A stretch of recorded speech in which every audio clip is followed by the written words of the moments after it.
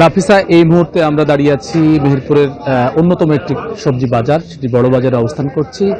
এখানে আমরা যেটি দেখতে পাচ্ছি যে গত এক সপ্তাহের যে সব ধরনের সবজির দাম কিন্তু এখানে কমেছে।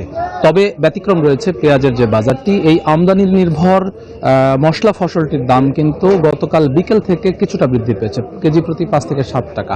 এবং দেশীয় যে রসুন, সেটিরও দাম কিন্তু বৃদ্ধি পেয়েছে। তবে অন্যান্য যতগুলো সবজি মেহেরপুরে উৎপাদিত হয় সেগুলোর ক্ষেত্রে রয়েছে একেবারে হতাশজনক পরিস্থিতি।